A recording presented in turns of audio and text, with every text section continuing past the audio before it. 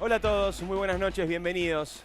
Qué semanita, ¿eh? Qué programa complicado el de hoy, qué programa difícil, no por lo que pasa aquí, sino por lo que está pasando en la Argentina. Tenemos muchas cosas para conversar, hay mucha información. Santiago está cargado de información de todo lo que estuvo pasando estos últimos días en la Casa de Gobierno, en Olivos, en la ciudad de Buenos Aires.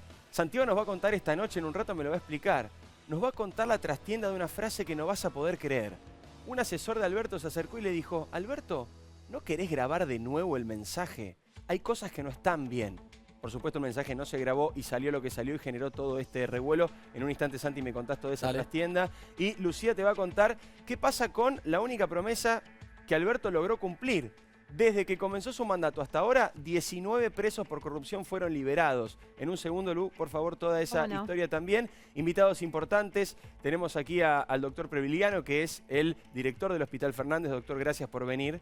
Ha hecho declaraciones que han generado también mucha repercusión y queremos conversar sobre todo de cómo está el sistema de salud, porque hay muchas dudas y muchas informaciones falsas con respecto a eso, así que va a ser importante tenerlo. Y está Martín Lustó con nosotros. Siempre me gusta que venga al programa, me gusta escucharlo, sobre todo en estos momentos tan complicados, de tanta pelea, de tanta discusión, siempre una voz sensata y con un análisis más macro de lo que pasa. Martín, gracias por estar acá, es importante tenerte. Y si todo sale bien, vamos a conversar con Diego Santilli, que es una de las personas con las cuales hay que conversar, porque mañana van a ir a Olivos. Mañana Horacio Rodríguez Larreta y el gobierno de la ciudad va a ir a Olivos a ver si puede destrabar esto, a ver si el lunes puede haber clases en la Argentina. Veremos qué le van a decir. Un fuerte cruce de Santilli con el gobierno nacional, Diego. Muy fuerte, una pelea Santilli muy fuerte. ayer en Twitter, como nunca lo vimos, gracias Santi. Le va a responder Axel Kicillof, que hace algunos minutos dijo que la culpa de los porteños. La culpa de lo que está pasando es de la ciudad de Buenos Aires, y también dijo que la gente que se contagia en la ciudad de Buenos Aires se va a atender a la provincia, algo que es la primera vez que se escucha y que por supuesto no tiene ningún sustento científico. En un rato conversamos con todos los invitados. Simplemente hago un punto editorial, como siempre, cortito, así escuchamos a todos sobre lo que está pasando. Nosotros el jueves pasado cerramos el editorial diciendo: ojalá aprendamos de los errores que cometimos el año pasado. Y hoy estamos acá, una semana después exactamente, viendo y comprendiendo que evidentemente no aprendimos nada, que seguimos con la misma metodología, que seguimos utilizando la única herramienta de la decisión en soledad, de la decisión en consulta y del cierre sin mirar otras variables, sin mirar otras posibilidades, sin siquiera mirar los datos científicos. El presidente tomó esta decisión en soledad. Él mismo lo dijo. Ahora vamos a discutir si fue en soledad, si fue por presión de Cristina, de los gremios, pero él mismo dijo que tomó la decisión en soledad. Mi viejo me decía hace un rato, se jactó de eso. Dijo, estaba solo como un loco malo. Mi viejo me decía hace un rato, Alberto Fernández está aislado y sin olfato. Pero no es un diagnóstico médico, a esta altura es un diagnóstico político. Está aislado prácticamente de todo el resto de la sociedad política y sin olfato para llevar adelante este tipo de medidas. Lo que pasó ayer con las escuelas es incomprensible. Es un error autoinfligido, dirían en el tenis, un error no forzado de características que todavía ni siquiera podemos dimensionar. Las escuelas no solamente son seguras, y esto no lo digo yo, no lo dice el periodismo, lo dice el propio gobierno nacional, lo dice la UNICEF, lo dice la UNESCO, lo dice el Banco Mundial, lo dice el Fondo Monetario, lo dice la Sociedad Argentina de Pediatría, lo dicen todos los organismos prestigiosos, lo dicen los propios ministros de salud de todas las provincias que ayer mismo se reunieron y dijeron que las escuelas eran seguras. Pero no solamente las escuelas son seguras porque ahí casi no hay contagios y los que hay vienen de afuera. Las escuelas son seguras también porque son un excelente lugar de detección de casos temprano. Porque todas las semanas las escuelas elevan un informe a las autoridades sanitarias explicándole cómo está la salud de los niños, y muchas veces se detectaron rápidamente casos de COVID en los colegios. Se aisló a esa burbuja, el resto de la comunidad educativa siguió adelante y se aprovechó esa información para poder tratar antes casos de COVID que si no de otra manera nunca hubiéramos descubierto. Ayer además faltaron explicaciones. El gobierno, que se autodenominó un gobierno de científicos, no utilizó un solo dato científico para justificar la decisión de ayer. En un mensaje tan importante, en una decisión que no había consultado el presidente con Rodríguez Larreta, en una decisión que iba en contra de lo que habían dicho los ministros de Salud y de Educación del propio presidente ese mismo día, no solamente la comunicó de manera intempestiva, sino que además no agregó ningún dato. Y encima hubo cientos de errores, hubo olvidos, Espero que sean olvidos y que no hayan sido correcciones sobre la marcha. Por ejemplo, que los shoppings cerraban nos enterábamos hoy, porque si uno escuchaba al presidente ayer a la noche parecía que cerraban los colegios pero no cerraban los shoppings. Las prioridades bastante alteradas. Recién hoy comunicaron que los deportes al aire libre también Perdóname, Diego, todavía no está el decreto, ¿eh? El decreto, todavía no está el decreto. Eso es importante, el decreto va a salir esta noche, ahí está Diego Santilli. Después le vamos a preguntar, si el decreto sale esta noche, ¿qué le va a ir a pedir mañana a la ciudad, al gobierno nacional, si ya está todo definido y ya está todo publicado? Hay un montón de cosas que pasaron, y esto que estabas viendo recién en pantalla. Una vez más Alberto Fernández decidió ir por el camino de buscar culpables y no soluciones. Lo que pasa es que esta vez lo llevó a un extremo impensado. Alberto Fernández primero dijo, y en las últimas 2 veces que apareció públicamente, sugirió que si te contagias un poquito es tu culpa porque no te cuidaste bien. Y él está contagiado, pero dice que no sabe cómo y además tiene 2 dosis de la vacuna Sputnik. Pero además culpó a las madres por ir a la puerta del colegio y agruparse. Primero no sé por qué no dijo madres y padres, dijo solo madres. Y además tías, también eso tíos, contradice abuelos. Madres, padres, tíos, abuelos, Familia. niñeras, familia. Pero además eso contradice también la información científica, porque un grupo de personas con barbijo al aire libre tiene un bajísimo riesgo de contagio. Pero también culpó a los chicos. Hoy dijo que se intercambian los barbijos, no sé de dónde lo sacó. Algunos dicen que se lo dijo Daniel Goyán, pero de última es una situación anecdótica y no me va a dejar mentir acá Martín Lustó. Las anécdotas son justamente lo contrario a las estadísticas. La anécdota personal, el ejemplo chiquito, es lo contrario a una prueba científica. Después culpó a los niños con discapacidad, que según Alberto Fernández no entienden lo que está pasando. Salió ASDRA, que es la Asociación de Síndrome de Down de la República Argentina, a explicarle que había dicho una barbaridad, que los chicos no solamente entienden, sino que se están cuidando muy bien. Se lo reprocharon en el gabinete, Alberto, eso. Ahora me vas a contar todos los reproches, Santi, también. Y la última, lo de los médicos. Acá está el doctor Previliano, en un segundo nos va a contar cómo lo vivió él. Decir que se relajaron los médicos. Ayer Nelson Castro lo detectó rápidamente en Telenoche y lo comunicó. Fue una de las primeras personas que lo dijo. Y hoy, y vuelvo a citar a Nelson Castro porque él tiene más autoridad que yo, desde lo periodístico, desde su experiencia y también desde su rol como médico. Dijo, la explicación que dio hoy Alberto Fernández a la mañana en radio fue peor que lo de ayer, porque dijo, no, yo no me quería referir a los médicos, me quería referir al sistema privado de salud, y ahí se volvió a meter en un jardín que nadie entendió bien. Cuando son los propios prestadores privados los que siguen insistiendo con que también ellos están en serias dificultades. Y hay un montón de gente que se está atendiendo por patologías que no son COVID. Sí, es correcto. Patologías cardíacas, patologías oncológicas. Y esos tratamientos también son importantes de mantenerlo. En un rato, Osvaldo Bazán nos va a contar las reacciones que hubo sobre esto. Un hashtag que decía, relajados las pelotas. Esa fue la primera reacción de un montón de médicos. Vamos a hablar ahora con el doctor Previliano, vamos a hablar con Martín Lustó y vamos a hablar, buenas noches, con Diego Santilli, que mañana tiene que estar, le preguntaremos en la reunión en Olivos. Fue Diego Santilli uno de los que coordinó la reunión, porque cuando Horacio Rodríguez Larreta dijo... Esto con Julio Vitovelo, el secretario general de la presidencia. Corregime, Santi, si estoy diciendo mal y ahora le damos la bienvenida a Diego Santilli. Cuando Horacio Rodríguez Larreta pide públicamente una reunión con el presidente, la primera reacción, a través de algunos periodistas que tienen muy buenos contactos con Olivos y con Casa de Gobierno, era, no, Alberto no va a aceptar jamás una convocatoria hecha por televisión.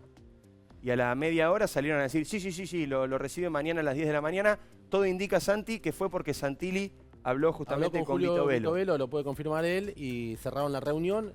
De las dos partes quieren hablar, me parece que está bien, ¿no? Muy bien, mucho enojo en el gabinete, me vas a contar en un rato te cuento todo. Y me vas a contar esta frase que le dijeron a Alberto. Alberto, ¿no lo querés grabar de nuevo al mensaje? Ya me lo contás. Santilli, buenas noches. Bienvenido al programa. Buenas noches, Diego, ¿cómo le va? Buenas noches a todos y en especial a Martín, que te veo ahí, a Martín Lustó y al doctor Previliano, que ha hecho un trabajo durante un año entero en el Hospital Fernández, poniendo el cuerpo todos los días. Me he pasado días acompañándolo a recorrer la sala, la internación. Así que un abrazo grande, Ignacio, por verte. Muy bien, Diego. La primera pregunta que quiero hacerte es, ¿qué van a pedir mañana? Porque el decreto se va a publicar esta noche. ¿Van a pedir que vuelvan las clases? ¿Tienen esperanzas de que el presidente cambie su opinión? Bueno, tenemos esperanza de recrear algo que sucedía hasta el miércoles de esta semana, Diego. Todas las decisiones, gustaran o no, estuviéramos de acuerdo o no, con diferencias o no, se tomaron en una mesa de discusión y de debate, analizando los números empíricamente. con los datos concretos y contundentes de cada una de las jurisdicciones. Esta vez no pasó así. Esta vez pasó como lo manifestó el presidente. Solo tomó la decisión. Vamos a intentar mañana, en la reunión que va a tener Horacio con el presidente, de intentar llevar adelante algo que para todos es importante. Para los propios ministros de Educación de la Nación, que juntó a todos los ministros de Educación del país y le planteó la necesidad de la presencialidad y el sostenimiento de la presencialidad, lo que planteaba la ministra de Salud de la Nación, que planteaba que en las clases había bajo, o en la educación había bajo nivel de contagiosidad, de hecho es el 1%. Digo, sostener el criterio de mantener la presencialidad porque es importante para los chicos, es el derecho más básico y esencial, el de la educación de los chicos, el de la sociabilización de los chicos. Digamos, vamos a intentar llevar adelante y dialogar y a Pero ver si si la podemos respuesta encontrar... es no, Diego, si la respuesta mañana es no, de ninguna manera, ya tomamos la decisión, ya está publicado el decreto, no hay clases por 15 días. ¿Cuál va a ser la reacción de la ciudad? Porque, y lo digo con todo respeto, me parece que acudir a la justicia es algo más simbólico, porque me imagino que la Corte Suprema, que nunca se anima a meterse en nada, no se va a animar a meterse en este tema y menos en una definición que tiene que ser antes de los 15 días. Mire, nosotros tenemos 3 días para sostener y luchar por lo que nos dicen los datos contundentes empíricos de la salud, que es mantener la presencialidad, por lo menos por este momento y en el momento de la pandemia que vivimos, y llevar adelante la educación. Y eso es lo que tenemos que sostener con Horacio estos próximos días, que es lo que hemos hablado hoy con Martín a la mañana, en la reunión que tuvimos tempranísimo hoy. Tenemos que luchar por la educación, tenemos que sostener los valores centrales. La única manera de crear futuro para nuestra Argentina es con educación, que la educación genera trabajo además. Digo, vamos a intentar sostenerlo, es lo que tenemos que hacer. Martín, hubo una reunión hoy temprano, esta que contaba Santilli, ¿qué hablaron ahí? Bueno, después de conocida la noticia, el anuncio de Alberto Fernández, nos juntamos muy temprano a la mañana a las 8 con el jefe de gobierno, con el vicejefe, con Diego y con todo el equipo a discutir un poco por dónde podían transitar la respuesta de la ciudad, teniendo en cuenta que nosotros queremos privilegiar, como decía Diego, la presencialidad, no por un capricho. Estamos todos preocupados con la nueva ola de la pandemia y con la circulación de variantes y con la evolución de los casos y la ocupación de camas. Estamos todos preocupados. El tema es que cuanto más grave es una decisión que uno tiene que tomar, cuantos más costos tiene, más riguroso tiene que ser a la hora de evaluar cuáles son las alternativas. Diego recién decía que hay menos del 1% de contagio en los colegios, pero en realidad es de las 700.000 personas, docentes, no docentes y alumnos que van a los colegios de la ciudad, a las escuelas de la ciudad, se detectó 1% de casos, pero no quiere decir contagiados en el colegio. No, claro. Inmediatamente se aísla la burbuja y si vos ves cuánto de ese 1% generó otros contagios es el 0,012. O sea, es casi cero. Es casi cero, son 60 casos, si no me equivoco, por ahí Diego me corrige. ¿Por qué crees que el gobierno llega a esta decisión? ¿Por qué lo hace? Mira, yo creo que desde hace bastante el gobierno tiene cruzadas dos cuestiones que complican mucho el proceso de toma de decisiones. La primera es que no tiene rigurosidad para analizar los números. Diego por ahí no lo dice, la ciudad tiene varios modelos que los va siguiendo y entonces vos vas, en virtud de lo que te predice el modelo y los datos de la realidad, vas reajustando y entonces ves hacia dónde puede evolucionar la pandemia y la necesidad que vas a tener de utilización de camas de terapia intensiva. En virtud de eso es que tomas decisiones. Hay un modelo y por otro lado hay una reacción a los datos y se van ajustando o no al modelo. Eso en la nación no existe. De hecho, el presidente, como decía Diego, citó evidencia anecdótica. Voy a dar alguna, dijo lo de los barbijos, que los chicos intercambian los barbijos. Dijo que los padres están en la puerta del colegio, muchos de nosotros somos padres y vemos cómo es y no es así. Y lo tercero es que el transporte público, Diego debe tener también el mismo dato. Cuando uno mira el boleto estudiantil, la utilización del boleto estudiantil cayó 75% con respecto a la normalidad. Entonces vos me decís, ¿qué quiere decir eso? Bueno, que a las familias les importa tanto la presencialidad que buscan otra manera de ir al colegio. Y voy a decir una cosa adicional, que es estos datos, igual que lo que contaba Diego, igual que lo que reflejabas vos al principio, lo que muestran es que ahí tenés un entorno controlado, regulado por el Estado, donde se cumplen las normas para reducir al mínimo los contagios y en donde vos los detectás rápido. Entonces, ahora los chicos no van a ir al colegio, los adolescentes. ¿Qué van a hacer en todas las horas que iban al colegio? Los chicos más chiquitos seguramente se tendrán que quedar en casa con los padres, si es que pueden los padres. Pero los adolescentes, no corremos el riesgo de que vayan a un lugar donde el comportamiento y el entorno... Sea mucho más descontrolado. Mucho más descontrolado. Por supuesto, eso es lo que sostiene Entonces, Fernán Quiroga. esa es una variable que creo yo que es la falta de rigurosidad a la hora de analizar cuáles son las mejores respuestas posibles basadas en evidencia, que es lo que dice siempre Horacio. Y lo segundo es que desde hace rato estamos escuchando esto de la culpa de la ciudad, que yo creo que tiene una intencionalidad política muy clara. La culpa de la ciudad, la circulación del virus, que es una pandemia, es decir, circula por todos los países del mundo, por todos los lugares de todos los países del mundo. Esa es la definición de pandemia. Arrancó en Wuhan y en 100 días estaba en Argentina. Obviamente que va a circular por toda la Argentina. La culpa es de la ciudad de Buenos Aires, no es culpa ni de los 4,5 millones que en plena expansión de las otras variantes circularon en Semana Santa, claro. Ni del funeral en el velatorio de Maradona, ni el 17 de octubre, ni del fútbol. Es culpa de la ciudad. De la misma manera que cuando le sacaron plata a la ciudad, la culpa de la inseguridad o de la situación de la matanza es de la ciudad. Yo digo, a ver, hagamos cuenta. Llevamos 37 años de democracia. ¿Cuántos gobernó un espacio no peronista? La Nación. Todos Tenés menos 4. Claro. 6, 4... 6 de Alfonsín, 2 de la Rúa y 4 de Macri, 12. 12 de 37. ¿Cuántos gobernó la provincia de Buenos Aires de los 37? 4 de Armendáriz y 4 de Vidal, 8. Son 29 La años. Matanza, por ejemplo, todo el Y la tiempo gobernó el Matanza, peronismo. todo el tiempo el peronismo. ¿Y de quién es culpa de la situación de la Matanza?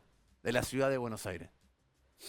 Es importante lo que plantea Martín. Ahora sé, Lu, que tenés una pregunta para Santilli, pero quiero hacer una pregunta que me parece que voy a estar en coincidencia con Osvaldo. Y es algo de lo que se habla poco, pero para mí es sustancial. Y quiero que lo escribamos abajo porque me olvidé de decírselos antes.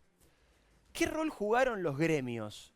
¿Qué rol jugaron los sindicatos en todo esto? Porque cuando uno se pone a analizar, y le quiero preguntar a Diego Santilli, y le quiero preguntar a Martín Lustó y también al doctor Previliano, ¿qué rol jugaron los gremios en todo esto? Porque hasta ayer al mediodía la ministra de Salud, y hoy a la mañana la vi en un programa de televisión a Bisotti seguía pensando lo mismo que ayer, ¿eh? O sea, le costaba mucho explicar la medida a Carla Bisotti. Ahora, los gremios empezaron a presionar, primero para no volver nunca a clases el año pasado, lo lograron y efectivamente hubo un ciclo lectivo entero en el cual los chicos no tuvieron clases. Después para que se le aplicaran vacunas a personal docente, cosa que me parece muy bien, pero incluso a aquellos que no tenían comorbilidades. Y por ejemplo, no se le aplicó ninguna vacuna a los que son pacientes trasplantados e inmunodeprimidos. Y ayer empezaron a presionar, o ayer terminó una presión que había comenzado la semana pasada para volver a suspender las clases. Entonces te pregunto, Diego, te pregunto, Martín, y al doctor también en ese orden. ¿Qué rol jugaron los gremios? ¿Tanto poder tienen los gremios en la Argentina que son capaces de torcerle el brazo a un presidente? ¿O tienen tanta influencia en Axel Kicillof y en Cristina que logran terminar tomando decisiones que el presidente no hubiera tomado de otro modo? Me parece una barbaridad pensar que las decisiones que se tengan que tomar en una pandemia, como explicaba Martín recién, en una pandemia se tomen en función de lo que sostienen los gremios. Las decisiones las tomás en función de la situación sanitaria, de la evidencia empírica de datos. Por supuesto, en diálogo con cada uno de los sectores. Por supuesto que vos crees que no le angustia a los gremios que representan a los trabajadores de la salud lo que les pasa a sus trabajadores de la salud. Por supuesto que les angustia, como nos angustia a cada uno de nosotros. ¿Vos crees que a mí me encanta? ¿O vos crees que a mí me parece bien que tenga 21% de la fuerza policial que haya tenido COVID y que ayer hayamos perdido un hombre de nuestra fuerza? Digo, a todos nos duele que nuestra familia esté contagiada. Ahora, las decisiones se toman en función de evidencia científica, evidencia médica, sanitaria. No podemos tomar decisiones de otra manera. Y esto es lo que hay que trabajar y reivindicar. ¿Qué es lo que pasaba hasta antes? ¿Qué es lo que pasaba hasta el miércoles pasado? Por supuesto, hay presiones de cada uno de los segmentos, cada uno de los sectores quiere defender al otro. Y yo entiendo todas las angustias de todos porque vivimos un momento de mucha angustia, de incertidumbre. Lo que le tenemos que volver a la gente es tranquilidad, calma, toma de decisiones en función de evidencia, sentarnos hoy a la mañana y repasar durante una hora con Martín y con todo el equipo de la Ciudad de Buenos Aires y todos los sectores que nos acompañan, evidencia por evidencia, lugar por lugar, cálculos actuariales por cálculos actuariales, que es lo que estamos mirando nosotros. ¿Cuántas camas de terapia intensiva tenemos? ¿Cuántas de moderada? ¿Cuántas en hoteles? ¿Cómo está la curva? ¿Cuánto estamos hisopando? La Ciudad de Buenos Aires hisopa el 25% de los hisopados de la República Argentina. Y tiene el 7% de la población. ¿Por qué? Porque creemos en la estrategia de testear, rastrear y aislar, que es la mejor manera de luchar contra la pandemia. Entonces, además de vacunar, vacunar y vacunar. Aprovecho, doctor, perdón, para darle la bienvenida al doctor Ignacio, gracias, ahora sí. Esta opinión, ¿tuvieron que ver algo los gremios? Usted dijo, estamos en un estado de sitio, le cayeron mal las medidas. ¿Cómo ve todo esto? ¿Quién tomó esta decisión, doctor? Según su criterio médico, de lo que ve en el día a día. Mira, primero quiero hacerte una lo que aclaración. quieras. Terminó de hablar el presidente y yo tenía una entrevista que estaba pautada. Y la verdad es que la frase que no ha sido feliz, de que los médicos estábamos relajados, esto me parece que fue muy fuerte. Es decir, porque es no conocer la idiosincrasia de nuestra gente. El médico en la Argentina está de Ushuaia a La Quiaca, ¿entendés? Y no solamente el médico, todo el equipo de salud, porque es el equipo de salud el que está en esto. Después se bajó el tono de que se refería a una cosa a la otra, pero la realidad es que nosotros tenemos hoy un equipo de salud que está absolutamente comprometido, pero no de ahora, desde siempre, con la atención del paciente, con la atención del necesitado. O sea, dolió. Yo interpreto que dolió. Dolió porque no es cierto. Dolió porque no es cierto, porque no es que la terapia intensiva del Hospital Fernández dejó de funcionar cuando bajó el contacto de COVID. No, la terapia intensiva del Hospital Fernández, por un lado, le dimos las vacaciones al personal de salud para que se reponga, pero por el otro lado seguimos atendiendo, porque volvió el tránsito a las calles, volvieron los incidentes de tránsito, los traumas vehiculares, y tenemos de todo. Pacientes neuroquirúrgicos, todavía tenemos pacientes neuroquirúrgicos en espera. Hay un montón de demanda insatisfecha que se fue empezando a paliar. Y los médicos, la verdad, yo hoy lo reflexionaba con algunos amigos, cuando empezó la pandemia, a las 9 de la noche todo el mundo copiando el modelo español. Después se acabó. Es verdad. Después se acabó. Después el médico hoy se siente solo. El médico que está en la terapia intensiva, en la sala de clínica médica, en la unidad de ventilación no invasiva del hospital, está acompañando a gente que se está muriendo sola, que se está muriendo con hambre de piel, ¿entendés? Porque ni siquiera vos lo podés tocar con tu mano, lo tocás con un guante.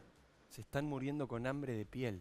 Esta es la realidad. Y esto repercute en el médico. Mirá, los otros días vinieron unas vecinas del barrio de Palermo, me mandaron por LinkedIn, una red social, nada que ver. Me dice, mire doctor, nosotros queremos hacerle un regalo a los médicos y al personal de salud del hospital, para los de emergencia, para los de terapia. Y la gente va a hacer tortas, va a hacer dulces, para darles algo. Yo digo, gracias, porque eso es un mimo que necesitamos. Y esto que nos cuenta, doctor, se notó. Vos, Osvaldo, preparaste una especie de informe con todas las reacciones que hubo en las redes, sobre todo con respecto a esta frase que fue demoledora, Osvaldo. Demoledora, pero quería decir algo con respecto a lo que decía el doctor de esto de los aplausos que había en marzo del año pasado y el hecho de que hoy están solos. Esto me hace acordar mucho a la Guerra de Malvinas. En la Guerra de Malvinas, cuando estaba por empezar, y recuerdan que en marzo del año pasado había un clima malvinero, somos todos argentinas contra el virus, aplaudíamos. ¿Qué pasó con los veteranos de guerra cuando volvieron de la guerra después de haberla perdido?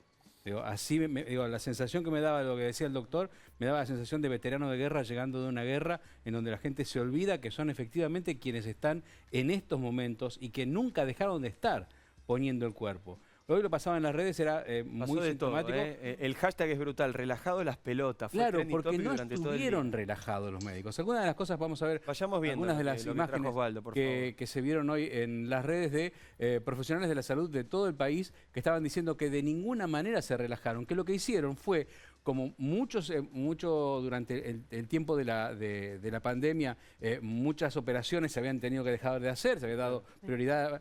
Había estudios de problemas oncológicos que no se hicieron. Digo, la colonoscopía, ahí estamos viendo, mirá, que no se hicieron, ¿no? Ahí estamos viendo algunos. Hola, Alberto Fernández, acá relajándonos mientras operamos un cáncer de mandíbula.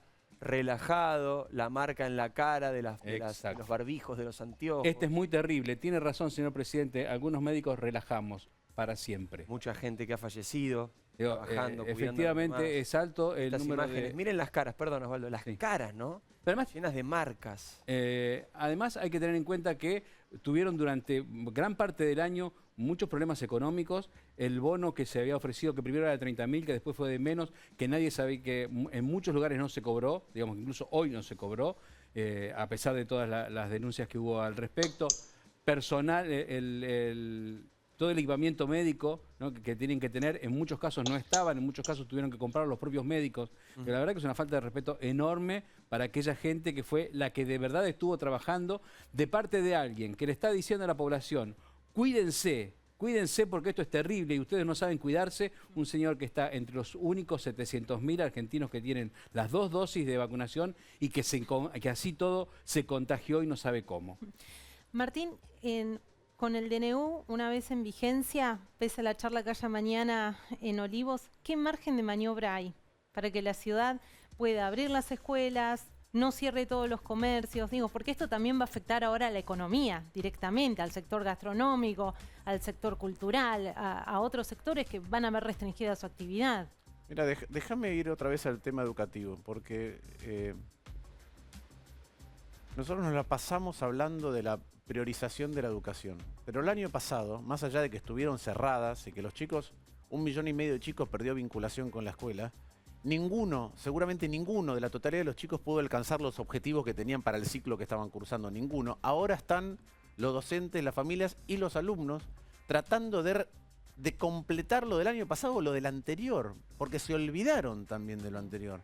Entonces, nosotros la pasamos hablando de educación, pero además de cerrar el año pasado, no hubo ninguna cara ni ningún gesto de pesadumbre sobre lo que estaba haciendo el gobierno. El gobierno nacional nos dijo: esto es gravísimo lo que estamos haciendo. No fue ese el tono con el que se encaró. Yo vi esfuerzos individuales, pero no vi un Estado orientado a ver cómo se recuperaba y se contemplaba que lo que no podía ser presencial, por error, ¿sí? Piensen ustedes que el 15 de abril del año pasado, que ya se había extendido la cuarentena, había 600 casos en Argentina. 9 provincias tenían menos de 10 y 2 tenían 0. Y estábamos encerrados y no había clases. Entonces, ¿por qué digo esto? Porque si realmente priorizamos la educación y priorizamos la salud, porque como digo, estamos todos preocupados y además se lo debemos a aquellos que dejan la vida para cuidar a los demás, se lo debemos cuidarnos, ¿sí? Y preocuparnos y tomar las mejores decisiones posibles.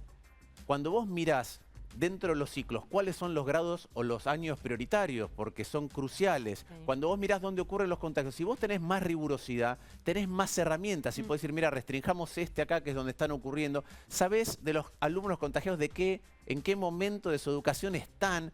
Bueno, todo eso es lo que se perdió. ¿A qué aspira el jefe de gobierno? A que mañana, con datos más claros, el presidente sea capaz de rever la situación. Estamos viviendo un contexto en el cual, económicamente, tuvimos una caída de casi 10 puntos del producto. Tenemos pobreza de 42%, 51% en el conurbano. La inflación de hoy. La inflación de hoy, cada punto en que los precios crecen más que los ingresos, te genera 250.000 pobres. Medio punto de aumento de la pobreza. 250.000 pobres. Sí, cada vez que los ingresos crecen un punto más, los precios crecen un punto más que el ingreso, te genera eso. Entonces, en este contexto, lo que deberíamos estar es persiguiendo desesperadamente el consenso. Desesperadamente el consenso. Pero eso está lejísimo. Y está lejísimo. Que había quedado pendiente. ¿Vos creés que los gremios tuvieron que ver con lo que pasó ayer con la decisión? Sí, yo no tengo dudas. ¿Por qué? Porque veo el comportamiento de algunas cuestiones, veo el tenor del anuncio y veo no solamente lo educativo, sino lo que señaló Ignacio al principio, que es en su entrevista, ¿sí? Que es, imaginemos lo que dijo el presidente. El presidente dijo que a partir de mañana, a determinada hora, circula prefectura, gendarmería, por la ciudad de Buenos Aires. Y si vos estás circulando después de la hora, te dicen: no, señor, no puede. ¿Cuál es la sensación de eso? Es que para que se cumplan algunas normas que dictó el presidente, tenemos una virtual intervención de la ciudad, mientras para garantizar derechos en Formosa no hay nada. Entonces yo digo, esa esquizofrenia, ese doble estándar, se cumple también en la vinculación con los gremios. Todo lo que es apoyo y socio político le permite un comportamiento distinto en lugar de perseguir el bienestar general. Está clarísimo a partir del paro docente. El paro docente no fue en la provincia de Buenos Aires y en la ciudad, fue en la ciudad. Incluso algunos gremios decían una cosa en la ciudad y otra cosa distinta en la provincia. Santi, vos tenés, y esto es información importante, acaba de llegar, atención Diego Santilli, porque es lo que vas a escuchar mañana cuando llegues a Olivos, es el punteo del decreto nacional que va a publicarse en instantes nada más, el DNU de las restricciones por dentro, información exclusiva Santiago Fioriti. Mira, la información de último momento, un poco lo que está planteando Lustó y lo que plantea Santilli, que quieren convencer a la nación de dar marcha atrás con las clases presenciales. Según la información que llega, no va a ser así. El gobierno tiene la decisión tomada de que las clases queden restringidas. No va a haber clases presenciales, esto dice el decreto. Otras cosas que dice el decreto, Diego, que se implementa a partir de las 12 de la noche, centros comerciales y shopping cerrados. Eso se olvidó el presidente en el mensaje, pero lo agregaron hoy. Lo pusieron en el decreto, las actividades deportivas, recreativas, sociales, culturales y religiosas también en lugares cerrados no se van a poder hacer. Los locales comerciales, bueno, eso ratifican entre las 19 y las 6 de la mañana, no va a haber excepciones. Los locales gastronómicos pueden estar abiertos después de las 7 de la tarde, pero en la modalidad takeaway o envío a domicilio. Bueno, vos sabés que eso también es polémico, porque entre el malestar que hay, Santilli, te pregunto a vos, entre el malestar que hay, mucha gente, hoy nos contaba un comerciante en Telenoche, un comerciante en la provincia de Buenos Aires, no entendía bien alguna de las medidas, porque él decía, yo puedo hacer delivery y takeaway, pero la gente no puede circular a la hora del takeaway. Entonces, claro, ¿quién va a hacer el takeaway? Es si vos estás antes de las 7 de la tarde en un local, te llevas la comida. Bueno, y está bien, después claro, si no te la tienen que mandar en delivery. Correcto, pero el pibe decía, yo tengo unas motos que las tuve que comprar, que tuve que invertir para poner las mesas afuera. Ahora afuera no va a venir nadie, yo soy un bar, trabajo de noche. A las 7 de la tarde nadie me va a hacer takeaway porque la gente no va a ir a un bar a esa hora y después no puede circular. Nadie entiende nada, Diego. ¿Ustedes entienden estas restricciones? ¿Van a tratar de modificar algo sacando la parte de los colegios? ¿Hay otras de las restricciones con las que ustedes no estén de acuerdo en la ciudad de Buenos Aires? Primero déjame decir algo. Son las 22:31 de la noche y 32. Recién está por salir el decreto. Hay que implementar medidas dentro de 1:30. Sí. No es, así no se planifica, es muy difícil trabajar. ¿Ustedes creen que yo le puedo informar a 26.000 hombres y mujeres de la Fuerza de Seguridad de la Ciudad de Buenos Aires, más a los agentes de prevención, cuerpo de tránsito, SAME, a todos les tengo a la defensa civil les tengo que informar, a los bomberos qué es lo que tienen que hacer dentro de 1 hora y media? Pero es que no se puede trabajar de esta manera. No es así. Hay que planificar, hay que trabajar y hay que controlar que suceda lo que uno planifica. Pero para que uno planifique tiene que tener la información. Entonces, empieza a partir de las 0 horas. A partir de las 0 horas. ¿Cómo hacemos con los trabajadores esenciales? ¿Cómo hacemos con los trabajadores no esenciales? ¿Qué hacemos con el ciudadano? ¿Cuál es el espíritu de la norma? Yo quiero entender el espíritu de la norma. ¿Saben cuál es el espíritu de la norma?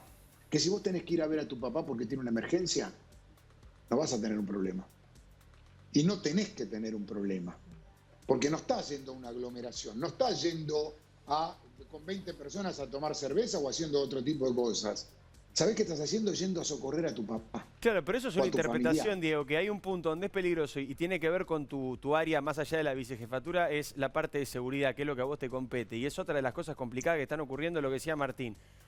Este espíritu que ustedes pueden tener en la Ciudad de Buenos Aires, bueno, lo puedo entender si por ahí me cruzo con una fuerza de seguridad o un agente de seguridad de la ciudad. Pero si me cruzo con un gendarme, ¿qué va a tener? Una opinión distinta. Entonces va a depender, según qué policía me toque, si voy a poder ir o no voy a poder ir a algún lado. La gente necesita certezas en estos momentos. Y no la tenemos ni siquiera nosotros, que somos, por un lado, periodistas que trabajan de estar informados y ustedes que son dirigentes políticos que están en la mesa de decisiones. Entonces, si ni nosotros ni ustedes tenemos claro lo que va a pasar, ¿qué le podemos pedir a la gente mañana o, como decís vos, Diego, en 1 hora y media?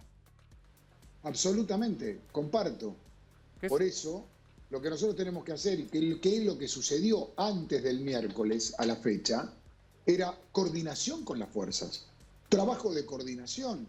Una fuerza federal controla el acceso a la ciudad de Buenos Aires en el puente Nicolás Avellaneda, la otra controla el egreso, que es la policía de la ciudad, la policía de la provincia, una fuerza federal, pero no el control dentro de la potestad que tiene el gobierno autónomo de la ciudad de Buenos Aires. Eso es inadmisible, no es constitucional, así es. Y sería un avasallamiento de las normas de un poder autónomo como la ciudad de Buenos Aires, como puede ser cualquier provincia de nuestro país. Entonces, por eso hay que ver el decreto.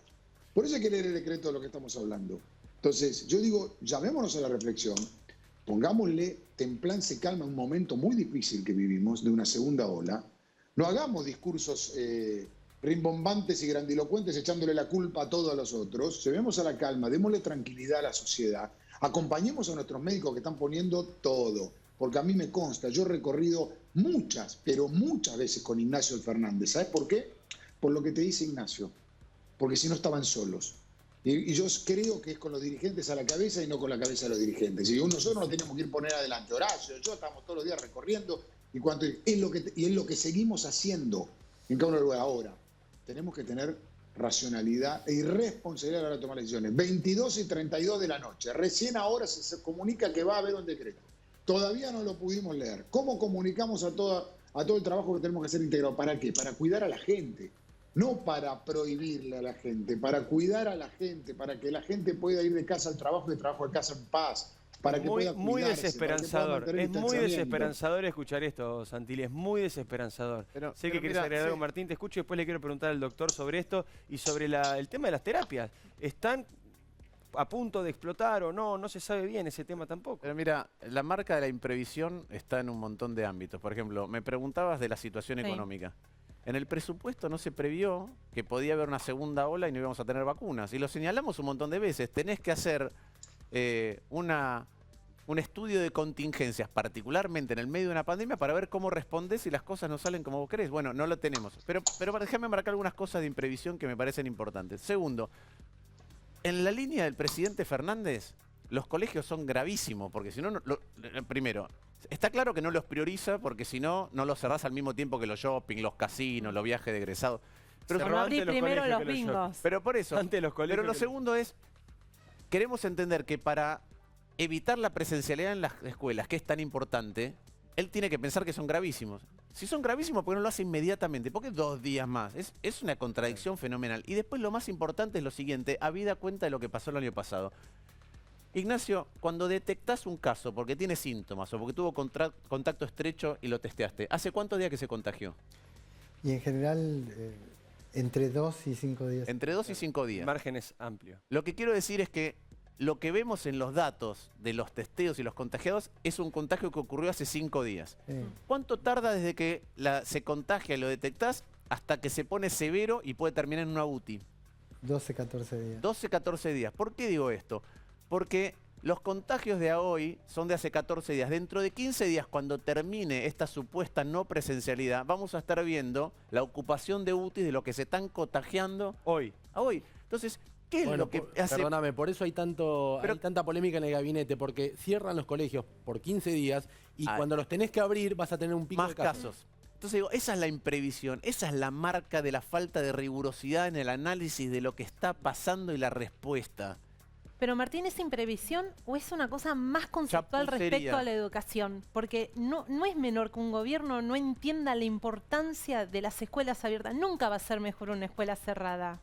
Sí, pero, perdón. Sí, pero por ¿sabés supuesto, qué? Osvaldo. El gobierno no lo entiende, pero la sociedad ya lo entendió. Por eso cuando vos decías, acá están los periodistas, ahí están los funcionarios, ¿sabés quién falta? La sociedad. La sociedad va a decidir el lunes qué va a pasar. Y esto es algo que no terminan de entender, porque ya estamos con un DNU que dice que a las 11 de la noche no podés salir. Pero anoche, a la 1:30 de la mañana, había un montón de gente en Olivos que estaba desafiando el DNU. ¿Están convencidos que la gente va a decir, sí, sí señor, es como usted dice, cuando cree que la norma es irracional? ¿Están convencidos que es lo que va a pasar? ¿Están convencidos que los bares van a cerrar a las 7 de la tarde y que nadie va a ir a sentarse y decir, miren, ¿saben qué?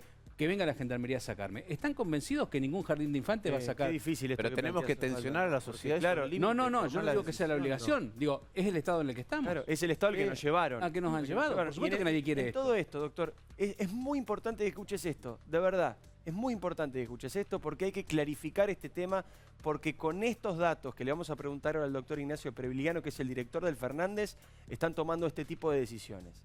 ¿Qué pasa con las terapias intensivas? ¿Cuál es el nivel de cercanía de colapso? Primero, una cosa es saturación y otra cosa es colapso. Explícame todo, por favor. Perfecto. Colapso y desastre es cuando la situación supera los recursos, ¿no es cierto? Para ser gráficos. Un colapso del sistema de salud sería gente en los pasillos alguien que le esté administrando oxígeno con un tubo endotraqueal y que no hubiera una cama de terapia intensiva. ¿De eso estamos lejos o cerca? En este momento estamos lejos. Yo no digo que la situación no sea preocupante, la situación es preocupante. Por supuesto. La situación es preocupante. Nosotros hoy en la ciudad tenemos 260 camas de terapia intensiva ocupadas.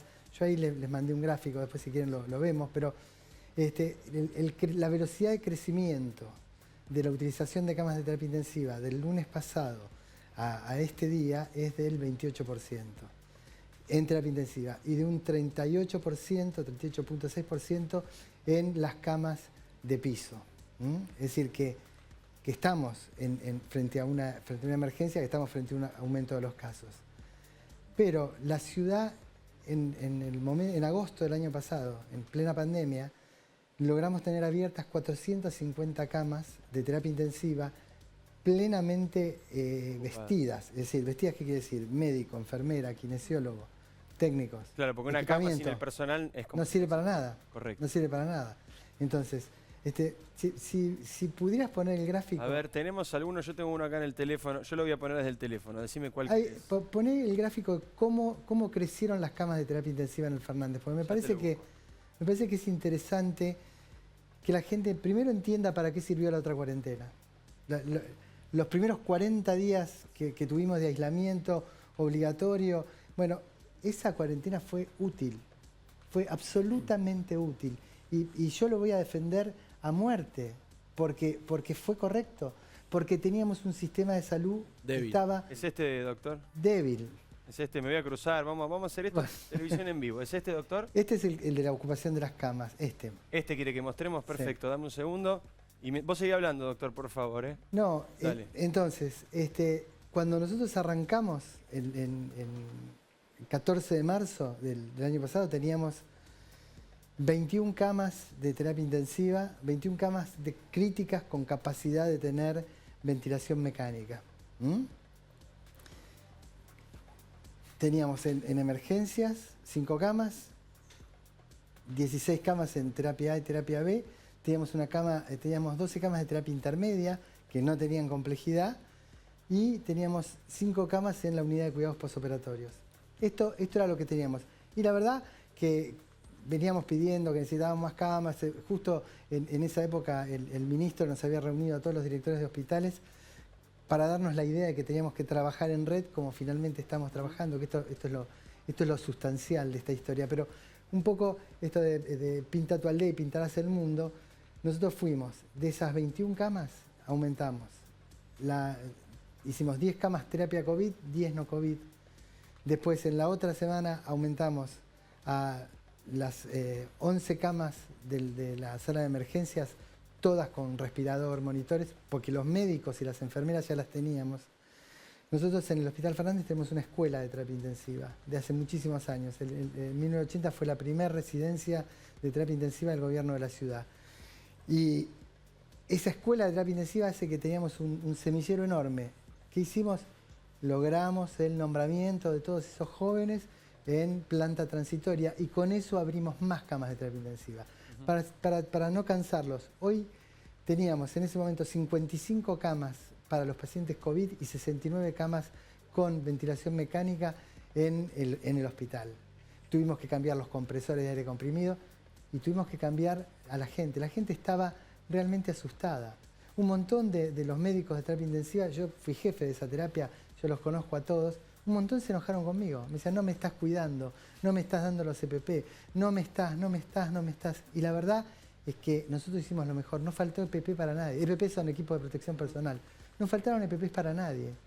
Nosotros nos hemos ocupado con Ricardo Hermes, que es el subdirector, y con Federico Aspiri, que es el director general de administración, que no faltara nada, y no ha faltado nada. Es muy importante. Entonces, todo esto, ¿qué nos permitió? Y nos permitió, creamos una unidad de ventilación no invasiva. ¿Y qué es esa unidad de ventilación no invasiva? Es la posibilidad de tratar los pacientes graves que en otro lugar van a la ventilación mecánica, en forma de cánulas de oxígeno de alto flujo, escafandras, que hay que... Usted podría decir, en base a lo que estamos escuchando y en base al gráfico que compartíamos recién, usted podría decir que la situación es grave, la situación es preocupante, nos tiene que preocupar a todos, pero es una situación en la cual hasta ahora ustedes están pudiendo responder. Es una situación en la cual hoy el 60% de las camas cercanamente y de las camas posibles están funcionando y están ocupadas. Pero lo que yo quiero transmitirle a la gente es el sentido que tenemos de trabajar en red. Nunca antes, yo tengo 40 años de médico y 37 de médico municipal. Nunca antes se trabajó como estamos trabajando ahora. Tenemos el anillo rojo, Fernández, Muñiz, Argerich, Santoyani. Y trabajamos en conjunto. Hoy a la mañana me llamó el director de del Argerich y me dice, mira Ignacio, tengo tantos pacientes, mira, te puedo recibir 3. Bueno, me sirve, pum, mandámelos. Qué bueno esto que dice. Me tengo que ir a la pausa, pero es fundamental. Sí, Okay. Martín, una línea, dale. Que es importante lo que dice Ignacio, como lo que dice Diego, que es la acusación del otro lado es anticuarentena. Y la respuesta es, no es eso. Estamos todos preocupados y la ciudad estuvo todo el tiempo preocupada, pero estuvo trabajando para mejorar el sistema ahora y a futuro en su respuesta. Y además para tomar las decisiones en base a evidencia que implique que son las mejores respuestas a lo que va pasando. Entonces nadie está diciendo que no estamos preocupados, estamos todos preocupados. Y tenemos que cuidar a los que nos cuidan y tenemos que cuidar nosotros. Ahora, a mí me llama la atención que un presidente que no usa barbijo se contagia. A una vicepresidente que viene al Senado y no usa nunca barbijo y está vacunada. No usa nunca barbijo. El barbijo es para cuidar al otro.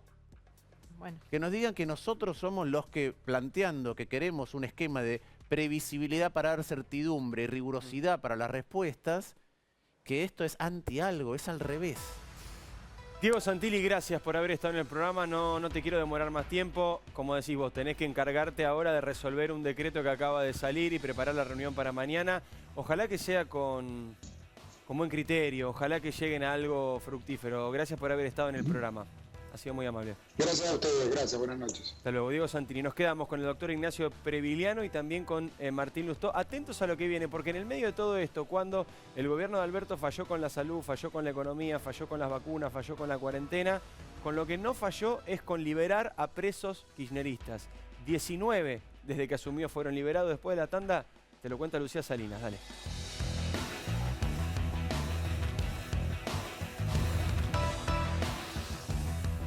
Argentina debe conquistar nuevos mercados para converger con las economías más desarrolladas. Adrián Mercado cuenta con portfolios de inversión, agroindustriales, regionales, de logística, turísticos y portuarios, yacimientos de litio y otros minerales. Llegó la hora de invertir con el que sabe. Llegó la hora de Adrián Mercado Comex.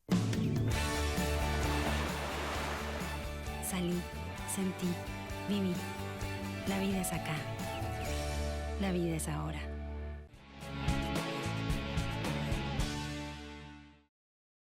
Excelerate brinda servicios de regasificación de GNL para abastecer a la Argentina de energía confiable, económica, ayudando a las industrias a crecer y a los hogares a mantenerse seguros y confortables. Excelerate Energy. Convertimos grandes ideas en energía real.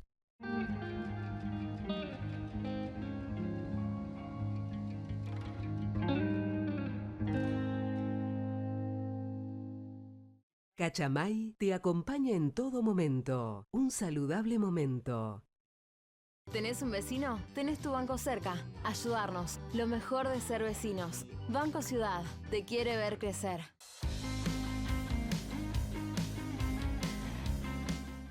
En el Chaco y junto a las provincias del Norte Grande, lideramos el desarrollo reduciendo al 100% las contribuciones patronales para nuevos empleos. Chaco, gobierno de todos. El Mirasol de Puerto Madero. Delivery mediodía y noche. Teléfono 4315-6277.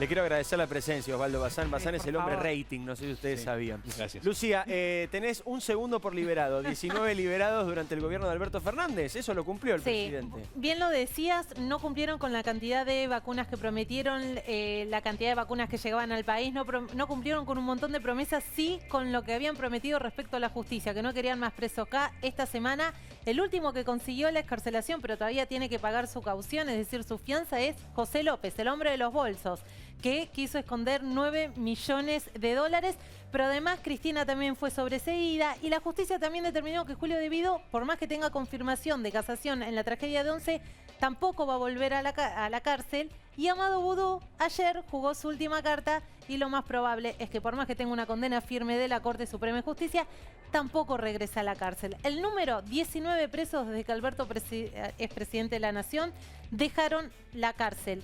Presos en casos de corrupción. Salió el decreto, lo tengo que leer, son 10 páginas. Así Listo, que salió el decreto a 1 hora 6 minutos de tener que implementarlo, como nos decía Diego Santilli. Doctor Previliano, lo que usted tenga ganas para cerrar. Mira, yo cerraría con 3 ideas, ¿no? La primera es el profundo orgullo que yo tengo de mis compañeros del equipo de salud, el profundo orgullo que tengo de toda la gente del Hospital Fernández, porque trabajaron muy bien, porque hicimos las cosas muy bien, hicieron las cosas muy bien, a un costo emocional altísimo, a un costo en el cual los justos reclamos salariales que no pudieron ser satisfechos siguen quedando a un costado y no se para, no se detiene. Al contrario, se mejora todos los días la atención de los pacientes. La segunda idea es que bueno, los chicos tienen que volver a la escuela. Esto es una opinión mía, mía como abuelo, ¿no? Es decir, no, yo no soy padre, soy abuelo, peor. ¿Y la tercera? Y la tercera cosa que quiero destacar es la fortaleza del hospital público. Yo estoy orgulloso de dirigir un hospital público, pero estoy mucho más orgulloso de trabajar con 36 directores que hoy son mis amigos. Podremos pensar, uno puede ser peronista, el otro radical, el otro de izquierda, cualquier cosa, pero ¿sabes qué? A la hora de trabajar trabajamos los 36 juntos, trabajamos en red. Algo que nunca sucedió. Y esto es mérito del Quirós, de todos los subsecretarios y de una persona que se merece un homenaje por sí solo, que es el director general de hospitales, Sergio Auger. Te agradezco mucho, doctor. Esto me parece que son las 3 cosas que yo quiero comunicar. Y esto fuera de cualquier cuestión partidaria. Me parece que uno tiene que buscar y tomar los ejemplos donde hay consenso y no del Ojalá la política aprenda. Gracias por venir, doctor. Gracias, Martín. Me interesa mucho tu voz, siempre lo sabés, te lo digo en privado, así que siempre que puedes venir al programa para mí es súper importante y te agradezco mucho que hayas hecho el esfuerzo. Atención, Fernán Quirós, en verdad consecuencia, no te lo podés perder. Fernán Quirós es una de las personas, junto con Santilli, junto con Martín, junto con el doctor, con los que estuvieron hoy acá, a quien más querés escuchar. Quédate un segundo, porque además hay mucha información. Santiago Fioriti nos va a contar qué pasó con toda esta interna y quién le dijo a Alberto, cómo le dijeron a Alberto, Alberto, ¿no querés grabar de nuevo el mensaje? Porque no está bueno. Ya saben cómo termina la historia, pero los detalles en el pase, no te vayas.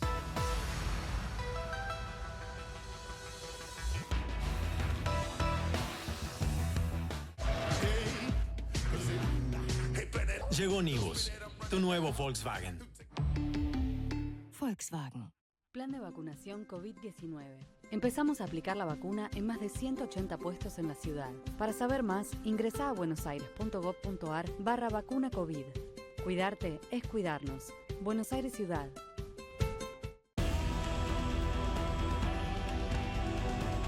Acero para hacer. Ternium. En Lanús lanzamos el Plan de Seguridad 2021. Lanús nos une.